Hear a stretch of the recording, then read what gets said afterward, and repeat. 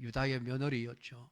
며느리였는데 그의 시아버지 유다를 속여서 동침을 하고 자식을 낳는 이야기가 성경에 기록이 되어져 있습니다. 세상의 상식으로 보면은 다말이라고 하는 여자는 맞아 죽어야 될 행동을 한 여인입니다. 누구보다도 악한 여인이고 더러운 여인이라고 손가락질을 받아야 마땅한 여인이었습니다. 그런데 성경은 다말의 경우를 두고 그 여인을 의롭다라고 말하고 있습니다. 분명히 세상의 상식으로 보면 윤리와 도덕적으로 너무나도 타락한 여인이지만은 성경은 전혀 다른 평가를 하고 있습니다. 창세기 38장 26절을 보면 결국은 이 유다가 며느리가 자신과 동침한 이야기를 알고 거기서 아이가 태어난 사실까지 알게 되면서 분노하여 다말을 죽이려고 했습니다. 그게 윤리고 도덕이고 인간의 상식입니다. 그런데 결국은 모든 정황을 알게 된 유다의 고백은 놀랍습니다. 그는 나보다 옳다.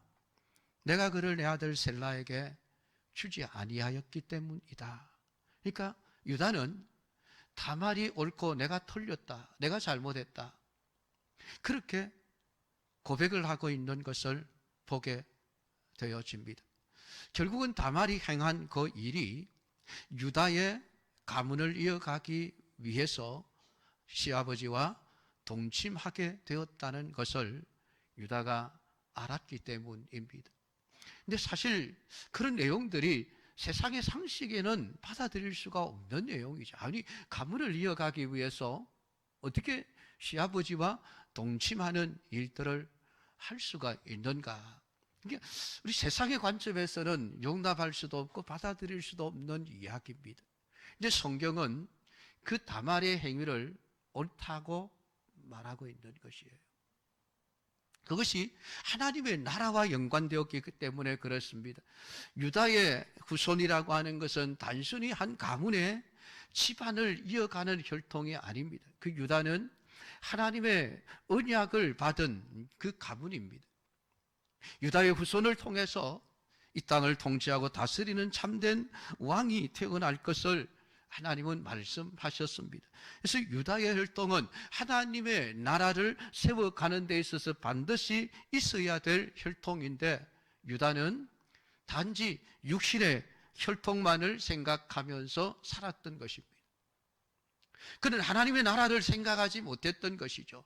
단지 셋째 아들, 하나 남은 아들이 또 죽을까 싶어서 그냥 혈통이 그냥 이 세 번째 아들을 통해서 이어져 갈 것이라고만 생각을 하고 있었습니다만은 다말은 아니었습니다. 하나님의 나라의 혈통이 이어져 가야 한다는 사실 때문에 결국은 그런 행위를 했습니다. 그러니까 성경은 어디에도 다말의 행위를 두고 그가 시아버지를 속인 거짓 행동을 악하다라고 말하지 않는 것입니다. 그렇기 때문에 우리가 세상의 상식을 가지고 성경을 접근하게 되면 참 혼란스러워요. 이해되지도 않고 성경의 말씀이 너무 억지를 부리고 있는 것이 아닌가 그런 생각이 들 정도의 말씀들이 너무나도 많습니다. 라합에 대한 이야기도 마찬가지죠. 여리고성의 기생 라합이 이스라엘 백성들의 정탐꾼을 숨겨두고 자기 나라 군사들이 정탐꾼을 찾아러 자기 집에 왔을 때에 거짓말을 해서 이스라엘의 정탐꾼을 살려줍니다. 분명히 거짓말을 했습니다. 또 여리고 사람들의 입장에서 보면 나라를 팔아먹은 매국노의 짓을 한 것이죠. 근데 하나님은 그 라합의 가정을 구원합니다. 성경 어디에서도 라합의 거짓말을 한 사실에 대해서 악한 일을 했다고 말씀하지 않습니다. 그러니까 혼란스러운 거예요. 본문에 나타나는 요나단도 지금 마찬가지입니다. 자기 아버지에게 다윗을 살리기 위해서 거짓말을 하고 있는 것이에요. 거짓말이라고 하는 것은 사실이 아니라는 것을 알고 있으면서 상대방에게 이것을 믿게 하려고 사실인 것처럼 꾸며서 하는 말이라고 세상은 정의를 내리고 있습니다. 그러니까 이 세상의 정의에 의하면은 요나단은 자기 아버지 사울에게 분명히 거짓말을 한 것이 맞습니다.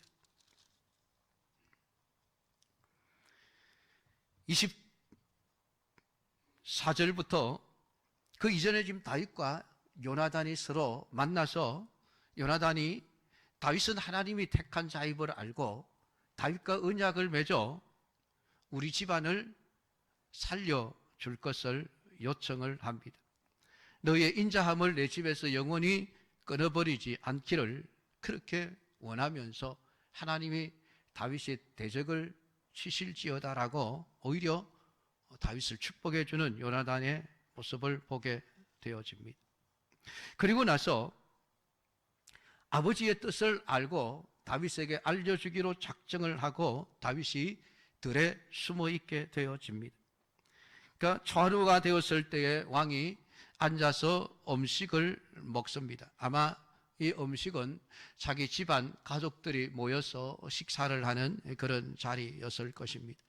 그 당연히 사울 왕의 사위였던 다윗도 그 자리에 앉아 있어야만 합니다.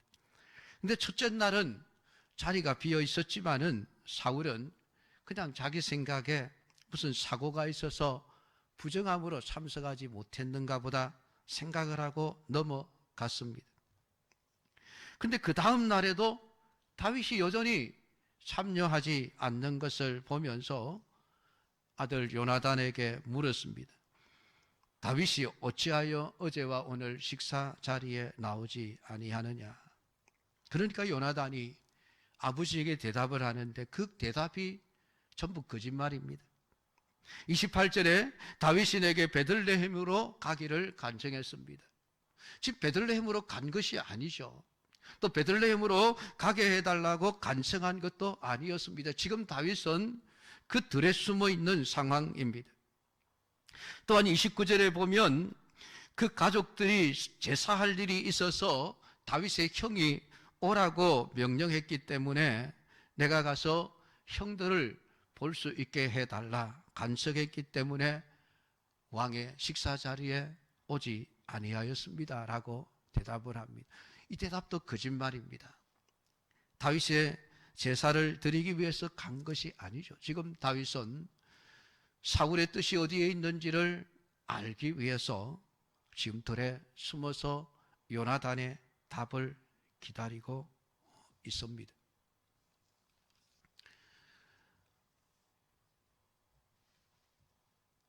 여러분, 과연 요나단의 이 거짓말은 죄가 될까요? 죄가 되지 않을까요?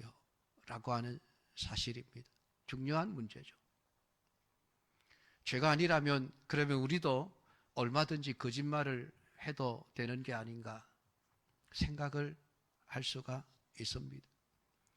이게 거짓말이라고 한다면은 그러면 아주 요나단이 나쁜 악한 사람이 되어지죠.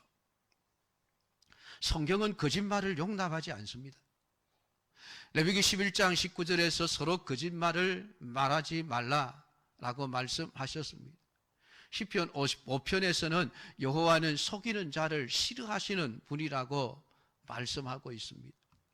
거짓말하는 자는 여호와 앞에 서지 못한다는 말씀을 하고 있습니다. 심지어 요한계시록은 거짓말하는 자는 천국에 들어가지 못한다까지 말씀을 하고 있습니다. 그러니까 성경은 거짓말하는 자들은 멸망할 자들이라고 말씀하고 있는 게, 근데 지금 요나단은 거짓말을 하고 있습니다. 다말도 라합도 다 거짓말을 했습니다. 이것을 우리가 어떻게 받아들이고 이해를 해야 하는가라고 하는 것입니다. 왜냐하면 성경은 요나단의 이 거짓말에 대해서 한마디도 언급을 하지 않기 때문에 그렇습니다. 여러분의 생각에는 어떻습니까? 요나단이 선의의 거짓말을 했으니까 괜찮다는 생각을 하고 계십니까? 다윗을 살리기 위해서 어쩔 수 없이 한 거짓말이니까 하나님도 봐주실 것이라고 생각하지 않습니까? 이해가 안 되고 해석이 어려우니까 결국은 거짓말에 색깔을 갖다 붙입니다. 검은 거짓말이 있고 흰 거짓말이 있다. 하얀 거짓말은 괜찮고 검은 거짓말은 나쁜 것이다. 이렇게 우리 성경을 해석하고 설교를 듣고 그런가 보다 생각을 하고 넘어갑니다. 그런데 성경은 하얀 거짓말, 검은 거짓말을 말하지 않습니다. 거짓말은 다 똑같이 취급을 하고 있습니다. 물론 우리가 다윗의 입장에서 보면 요나단의 거짓말을 이해하고 넘어갈 수도 있을지 모르겠습니다. 그러나 그것은 남을 위한 거짓말은 괜찮다고 하는 우리의 거짓말에 대한 정당한 조건 하나를 만들어낼 뿐이라고 하는 것이죠. 우리가 분명히 해야 할 것은 어떤 이유와 어떤 목적에 상관없이 요나단의 말이 거짓말이냐 아니라라고 하는 답을 내려야 한다는 것입니다. 세상의 상식과 기준으로 보면 아무리 목적이 선하다 할지라도 거짓말은 거짓말입니다. 그러니까 요나단의 말도 거짓말인 것은 사실입니다. 그런데 성경은 뭐라고 말을 할까요? 오늘 이 문제를 풀어가기 위해서 우리가 거짓말이 뭔가, 성경이 말하는 거짓말이 어떤 것인가를 올바르게 이해해야 할 필요가 있습니다. 그러니까 이 하나님의 나라는 세상 나라의 어떤 그 상식으로 존재하는 나라가 아니라는 것을 우리에게 말씀해 주고 있는 것이죠. 그러니까 우리가 살아가는 세상 나라의 어떤 상식이 아니라 하나님 나라, 이 세상에 속하지 아니하는 하나님 나라의 상식을 우리가 배워가야만 한다는 것이죠. 오늘 우리가 성경을 살펴보면 거짓말이 어떤 것인가에 대해서 정의를 내리고 있는 부분들을 특별히 볼 수가 있습니다. 요한 1서 1장 6절에 보면 만일 우리가 하나님과 사귐이 있다 하고 어두운 가운데 행하면 거짓말을 하고 진리를 행치 아니함이거니와 라는 말씀을 하고 있습니다. 또한 요한 1서 2장 4절에서 보면 저를 아노라 하고 그의 계명을 지키지 아니하는 자는 거짓말하는 자요 진리가 그 속에 있지 아니하되 라는 말씀을 하고 있습니다. 또한 요한 1서 2장 22절에서도 거짓말하는 자를 예수께서 그리스도이심을 부인하는 자라고 말씀을 하고 요한 1서 4장 20절에서도 누구든지 하나님을 사랑하노라 하고 그 형제를 미워하면 이는 거짓말하는 자니 보는 바 그 형제를 사랑치 아니하는 자가 보지 못하는 바 하나님을 사랑할 수 없느니라는 말씀을 하고 있습니다. 그러니까 이 구절들을 보면 성경이 무엇을 거짓말이라고 정의를 내리고 있는지를 알 수 있습니다. 거짓말이 없는 사실을 있는 것처럼 얘기하는 것은 사실입니다. 그러나 그것을 인간에 대한 것으로 생각하지 말라는 것이죠. 우리가 요한 1서에서 말하고 있는 구절들은 모두 하나님과의 관계 속에서 언급되어지고 있는 것을 알 수가 있습니다. 하나님에 대해서 없는 사실을 있는 것처럼 말하는 것을 거짓말이라고 말하고 있는 것이죠. 그것이 우리가 생각하는 것과 같은 차원의 거짓말이 아니라고 하는 것이죠. 쉽게 설명을 합니다. 여러분이 하나님을 사랑합니다라는 고백들을 많이 하고 계실 것입니다. 그것은 거짓말입니까? 참말입니까? 아마 그 말을 할 때에 여러분은 당사자로서 진심 어린 고백을 하나님께 드릴 것입니다. 그런데 하나님은 하나님을 사랑합니다라고 말할 때에 하나님은 우리에게 되묻습니다. 너 형제를 사랑하느냐? 라고 묻는다는 것입니다. 형제를 미워하면서 네가 하나님을 사랑한다고 100번, 1000번을 말해도 그것은 거짓말이라고 말씀하는 거예요. 이게 세상이 말하는 것과 다른 하나님 나라의 관점의 거짓말입니다. 보이는 형제도 사랑하지 못하면서 어떻게 보이지 않는 하나님을 사랑할 수 있는가? 불가능하다라고 말씀하는 것입니다. 그러니까 우리가 하나님을 사랑합니다라는 고백을 하기 전에 먼저 우리의 고백이 진실이 되기 위해서는 내가 형제를 사랑해야만 하는 것입니다. 형제를 사랑하지 않고 미워하면서 하나님을 사랑합니다라고 할 때 하나님은 그 거짓말이야 라고 말씀하신다는 거예요. 놀라운 일이지 않습니까? 세상의 어떤 법칙과는 전혀 다른 문제죠. 그러니까 여러분 참 사랑한다라고 하는 말을 하기가 얼마나 어려운지 아십니까? 사랑이 어떤 것인가에 대한 정의를 고린도전서 13장에서 내려놓고 있습니다. 거기에 보면은 진짜 내가 사랑하고 있는가? 내가 정말 사랑하고 있다라고 말할 자신이 없습니다. 그렇지 않습니까? 사랑은 무례히 행치 아니하며 사랑은 오래 참고 사랑은 온유하며 그 말씀만을 생각해도 과연 우리가 사랑합니다, 사랑합니다, 성도님 사랑합니다 늘 고백을 많이 하죠. 그런데 실제로 우리가 고린도전 13장에 사랑의 정의를 딱 두고 우리가 판단한다면은 내가 사랑하고 있는 것이 아니구나. 그럼 그렇게 결론을 내릴 수밖에 없는 것이죠. 사랑은 정말 어렵고 힘든 것이에요. 자기 자신을 온전히 희생하지 않으면은 사랑은 할 수가 없는 것입니다. 하나님을 안다고 하면서 하나님의 말씀을 지키지 않는다면은 네가 하나님을 안다는 것은 거짓말이라고 성경은 이야기를 하고 있는 거예요.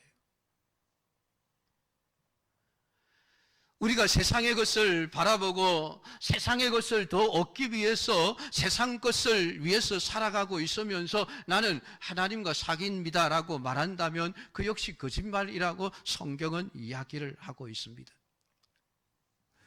그러니까 성경이 말하는 거짓말이라고 하는 것은 세상이 말하는 것처럼 내가 누군가를 의도를 가지고 어떤 속이는 것, 그것을 거짓말이라고 하기보다는 우리의 말하는 것과 우리의 삶이 다를 때에 우리의 모든 말은 거짓말이다라고 말씀을 하고 있는 게 이게 더 엄격한 거짓말의 정의죠. 말과 은행이 일치가 되지 않으면은 결국은 우리의 모든 말은 거짓말하는 것이라는 거예요. 세상의 관점보다 훨씬 높은 수준의 거짓말을 지금 말씀하고 있는 것입니다. 행동은 형제를 미워하면서 사랑이 나올 수 없습니다. 여러분, 미워하는데 무슨 사랑이 있습니까? 그런데 말로는 사랑합니다라고 말한다면은 그 말 자체는 거짓말일 수밖에 없죠. 당연히 거짓말이죠.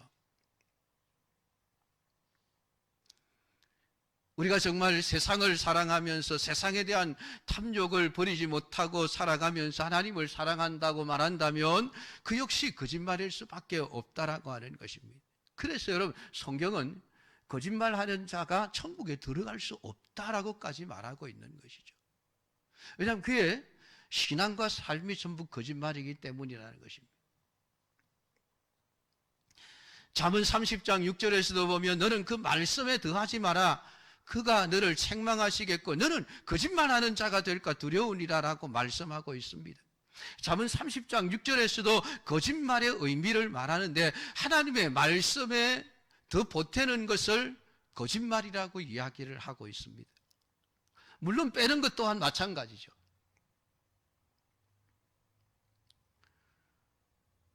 그러니까 여러분, 우리가 하나님을 믿고 삽니다, 하나님을 믿습니다 라고 우리가 고백할 때에 정말 내가 고백하는 그 고백이 참말인지 거짓말인지 분별하기 위해서는 내가 정말 세상에 대해서 어떻게 살아가고 있는가 하는 내 자신의 삶을 바라보아야만 합니다. 말로는 분간이 되지 않습니다. 오늘 요나단의 말을 우리가 그러면 어떻게 이해를 해야 될까요? 요나단의 말은 다윗을 사랑하기 때문에 나온 말이었습니다. 17절 말씀을 보면은 요나단이 다윗을 사랑함으로 그로 다시 맹세케 하였으니 이는 자기 생명을 사랑함 같이 그를 사랑함이었더라라고 말하고 있습니다. 요나단은 다윗을 자신의 생명으로 여겼습니다. 다윗이 살면 내가 살고 다윗이 죽으면 내가 죽는다라고 보았던 것이죠. 그러니까 요나단은 사랑하는 다윗을 살리기 위해서 자신의 모든 것을 다 던집니다. 아버지를 배신하고 거짓말을 하고 그것 때문에 닥쳐올 수 있는 위험과 어려움도 마다하지 않습니다. 실제로 우리가 33절 말씀을 보면은 사울이 그의 아들 요나단도 죽이려고 창을 던졌던 그러한 내용이 기록이 되어져 있는 것을 보게 되어집니다. 결국 요나단은 다윗에게 내가 당신을 내 생명처럼 사랑합니다라고 말했다는 것이 거짓이 아닌 것을 무엇을 통해서 증거되어집니까? 그의 삶과 행동을 통해서 그의 말이 거짓이 아니었음이 증거되어지고 있는 것이죠. 거기에 자기 아버지 사울에게 거짓말한 것도 포함이 되어져 있습니다. 그러니까 하나님 편에서 볼 때에 요나단이 다윗을 자기 생명처럼 사랑한다는 그 말이 진실임의 요나단의 행동을 통해서 드러났다는 것입니다. 그런 관점에서 볼 때에 하나님은 요나단의 거짓말을 거짓말이라고 말씀하시지 않는 것이죠. 여러분, 이게 제대로 지금 이해가 되어져야만 합니다. 이 이야기를 그저 남을 속이는 것 자체를 용납해도 된다, 그렇게 여러분 이해하시면 안 됩니다. 사람이 남을 속일 때에는 목적이 있죠. 자신의 이익을 위한 것입니다. 여러분, 그것 때문에 전화 사기가 극성을 부리죠. 그것은 다 남을 속여서 자신의 이득을 취하기 위한 것입니다. 십계명의 9번째 계명에서 이웃에 대하여 거짓 증거하지 말라고 말씀을 하고 있습니다만, 그것도 단순히 거짓말을 하지 말라는 것이 아니라 자신의 이익을 얻기 위해서 이웃에 대해서 거짓 증거하지 말라는 것입니다. 성경은 우리가 하나님과의 관계 속에서 내가 어떻게 진실한 하나님의 백성으로서의 삶을 살아가는 것인가라고 하는 것이죠. 다말의 이야기도 결국은 하나님의 편에 선 다말 이야기입니다. 라합도 마찬가지입니다. 자기 나라를 배신한 자가 아니라 하나님 편에서 볼 때에는 하나님 나라의 백성으로서 올바른 행동을 했고 올바른 말을 했다는 것입니다. 하나님의 관점에서 보아야 한다라고 하는 것이죠.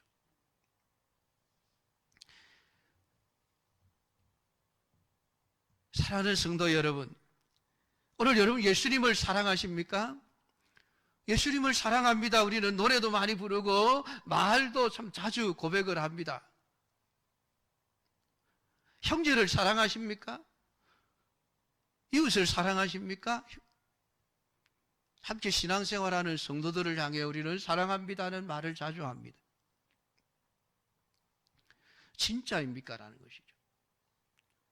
우리가 믿음의 사람으로서 하나님 편에 서서 정말 내 말이 그냥 입에 붙은 그냥 말이 아니라 인사치레로 형식적으로 말하는 것이 아니라, 우리가 예수님을 사랑한다면은 예수님 때문에 우리의 모든 것을 다 포기할 수 있어야 합니다. 요나단 때문에 생명까지도. 주님을 위해서라면은 내가 죽어도 괜찮습니다. 실제로 그런 삶을 살아낼 수 있어야 합니다. 그게 진정한 사랑이죠. 예. 그 사랑합니다는 말이 거짓말이 아닌 것이 되어지죠. 형제를 사랑합니다. 우리가 사랑합니다는 말을 한다고 한다면은 왜 이웃과 형제들과 싸웁니까?